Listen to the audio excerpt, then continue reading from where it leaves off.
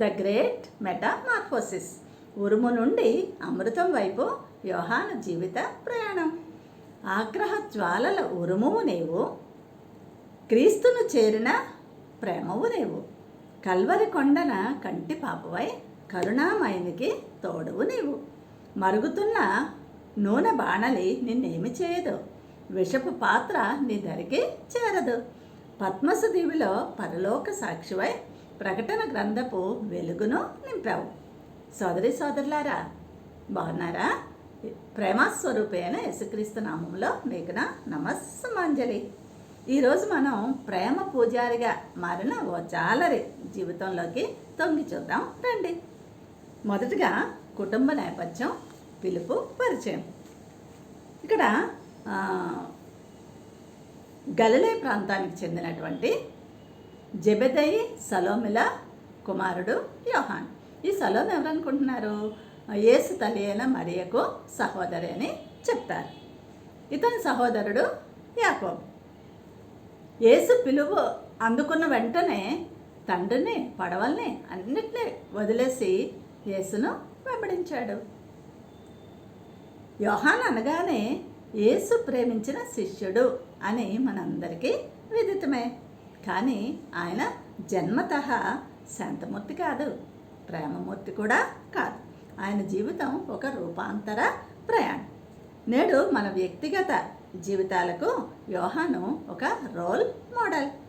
రెండవది పాత స్వభావం, ఉరుము కుమారుడు. మార్క్స్ వార్త 3:17 ప్రకారం యేసుక్రీస్తు యోహాను యాకోబులకు బోయనేర్గెసు అని పేరు పెట్టారు. దీనికి అర్థం ఉరుము కుమారులు అని. కారణం ఏంటి తెలుసా? లూకాసు వార్త 9వ అధ్యాయంలో ప్రజలు యేసును సమరయుల గ్రామానికి చేర్చుకోలేదట.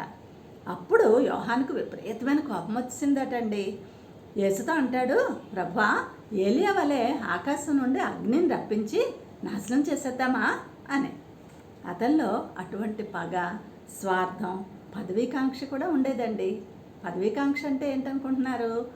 ఒకసారి ఈ అన్నదమ్ములిద్దరూ యేసు దగ్గరికి వచ్చి అడిగినట్లు, మరొక చోట వారి తల్లి వచ్చి యేసును అడిగినట్లుగా చూస్తాం. ఏంటంటే పరలోక రాజ్యంలో యేసయ్యకి కుడివైపున ఒకరు, ఎడం వైపున ఒకరు ఈ అన్నదమ్ములిద్దరూ ఉండాలి అని. చూసారా? మూడవదిగా మనం చూసినట్లయితే యేసు అంతరంగిక వలయంలో పేతురు, యాకోబులతో పాటు ప్రవేశించాడు. రూపాంతర కొండపై యేసు మహిమపరచబడినప్పుడు, అలాగే యాయీరు కుమార్తెను బ్రతికించినప్పుడు, అలాగే గెత్సెమనే తోటలో చెమట రక్తముగా మారునంతగా ప్రార్థన చేసినప్పుడు కూడా యేసయ్య పక్కనే ఉన్నాడండి యోహాను. ఆయనతో అంటే యేసుతో గడిపిన ప్రతి క్షణం తన యోహాను హృదయంలోని కఠినత్వం అంతా కూడా కరిగిపోతూ వచ్చింది. కోపానికి బదులు శాంతం, పగకు బదులు క్షమ, మరి స్వార్థం ఉన్న చోట త్యాగం మొలకెత్తాయి. దేవుని ప్రేమ ఒక కఠినమైన జాలరిని ప్రపంచ చరిత్రలోనే అత్యంత మృదువైన ప్రేమ అపస్తులనిగా మార్చివేసింది. దేవునికే మహిమ కలుగును గాక. నాలుగవది సిలువ చెంత ధీరత్వం, బాధ్యత. యోహాన్లో వచ్చిన ఈ మార్పు కేవలం మాటలకే పరిమితం కాలేస్తామండి, అది క్రియలలో కూడా వ్యక్తమైంది. యేసును బంధించినప్పుడు ప్రాణభయంతో శిష్యులందరూ పారిపోయారు. ప్రగల్భాలు పలికిన పేతురు కూడా ముమ్మారు యేసును ఎరుగను అన్నాడు. కానీ యేసు సిలువ వేయబడుతున్న ఆ గొల్గొతా కొండ మీద మరణఛాయల మధ్యలో ధైర్యంగా నిలబడిన ఏకైక పురుష శిష్యుడు యోహాను మాత్రమేనండి. ఆ సమయంలోనే యేసయ్య తన తల్లి అయిన మరీ బాధ్యతను యోహానుకు అప్పగించారు. నమ్మకత్వానికి ఇంతకంటే పెద్ద సర్టిఫికేట్ ఇంకేమైనా ఉంటుందా చెప్పండి? ఐదవది శ్రమలపై విజయంలో వారసత్వం. యేసు పునరుత్థానం తర్వాత యోహాను స్పీడ్ అందుకున్నాడండి. ఎఫెసు నగరంలో ఉంటూ అనేక సంఘాలను నడిపించారు. రోమా చక్రవర్తి డొమిషియన్ కాలంలో క్రైస్తవులపై చాలా హింసలు జరిగాయి. చరిత్రకారుల ప్రకారం ఈ యోహానుని చంపడానికి సలసలా కాగుతున్న నూనె కళాయిలో వేసేసిన ఆ దేవుని కృప వల్ల ఏ హాని జరగలేదటండి.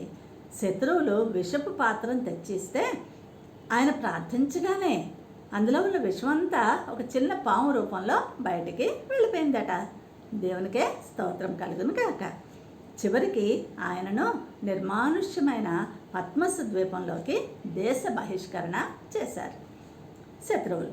అయినా ఆయనను దేవుని ఆత్మకు ఎవ్వరూ దూరం చేయలేకపోయారు సుమండి. అక్కడే యోహాను పరలోక దర్శనాలు పొంది యేసయ్య చెప్తూ ఉండగా ప్రవచనాత్మకమైన ప్రకటన గ్రంథాన్ని రాశాడు. అంతేనా?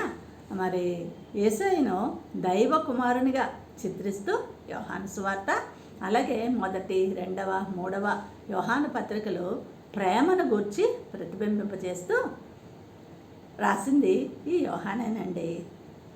చూసారా? అంతేకాదు, ఇక్కడ మనం చూసినట్లయితే మిగిలిన అపొస్తలుల వలె కాకుండా యోహాను సువార్త 13:23 వలె ఇతను నున్నని గడ్డంతో సున్నితంగా ఉండి యేసు రొమ్మున ఆనుకొని ప్రభు చివరి రాత్రి భోజన చిత్రంలో మగ్దలేనే మరియా అనే ఒక భ్రమను కూడా కలిగించాడు. అది డావిన్సీ కోడ్ అనే నవల్లో ఇది చాలా వివాదాన్ని రేకెత్తించింది. వింటున్నారా? అయితే ఇక్కడ మిగిలిన శిష్యులందరూ కూడా హతసాక్షులే అయిపోయారండి. కానీ యోహాను ఒక్కడే 9 పదులు పైబడిన నిండు వృద్ధాప్యంలో సహజ మరణం పొందిన అపొస్తలుడు. ఇంకా మనం చివరికి వస్తే ముగింపు, నూతన సందేశం. ఈరోజు యోహాను జీవితం మనకిచ్చే సరికొత్త సందేశం ఏంటి అంటే, మనం కూడా కొన్నిసార్లు మన ఇళ్లలో, సమాజంలో ఉరిమడి వారిలా ప్రవర్తిస్తూ ఉంటాం. చిన్న విషయానికే కోపం, అసూయ, పగ, స్వార్థం చూపిస్తూ ఉంటాం. మనుషులం కదా.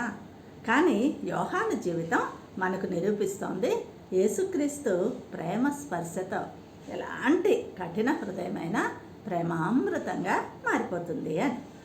ఒకప్పుడు అగ్నిని కురిపిస్తాను అన్న యోహాను తన పత్రికలో, అనగా 1 యోహాను పత్రిక 4, 7, 8 చూస్తే దేవుడు ప్రేమాస్వరూపి, అంతేకాదు ఒకరినొకరు ప్రేమింతము అని పలుమార్లు రాశాడండి. ఈరోజే మన పాత స్వభావానికి బాయ్ చెప్పేద్దాం. ఒక మంచి నిర్ణయం తీసుకుందాం. ప్రభువా, యోహాన్లా నిన్ను సన్నిహితంగా తెలుసుకోవాలి. నీ వాక్యంలో, అనగా నీలో నిలవాలి. ప్రేమలో ఎదగాలి. కష్టాల్లో వెనక్కి తగ్గకూడదు. నా జీవితం ద్వారా ఇతరులకు నిన్ను చూపించాలి. మిత్రమా, ఇంకెందుకు ఆలస్యం? ఇప్పుడే యేసును హత్తుకో. God bless you all.